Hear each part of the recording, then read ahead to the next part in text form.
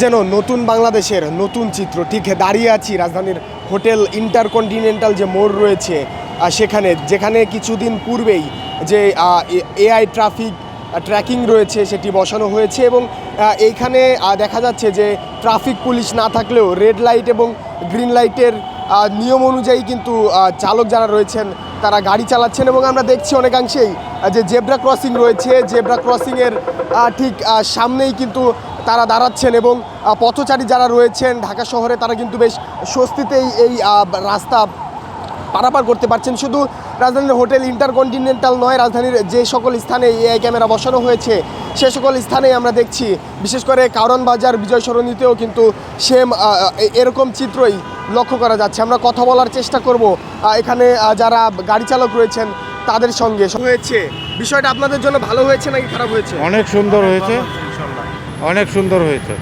অনেক সময় দেখা যেত যে এই যে জেব্রা ক্রসিং রয়েছে, জেব্রা ক্রসিং পার হয়ে সামনে চলে যেত ডেড লাইনে, এখানে দাঁড়াই থাকতো। এখন এইটা হওয়ার কারণে আমরা নিয়ম মানি না, আইন মোতাবেক এখানে দাঁড়াই। আপনার সাথে একটু কথা বলি, বিষয়টি কেমন লাগছে আপনার কাছে? খুব ভালো হয়েছে এবং এটাই দরকার ছিল আরও আগে থেকে, তাহলে আমরা আর একটু শিক্ষা নিতাম। কিন্তু যাই হোক, এখন বলি সবাই যেন এটা থেকে শিক্ষা নেয় এবং এইভাবেই যেন চলে, এইটাই চাই। এই যে প্রযুক্তিটা ব্যবহার করা হয়েছে এটা সবসময় চলবে কিনা, আশাবাদী কিনা? আশাবাদী ইনশাল্লাহ। ধন্যবাদ।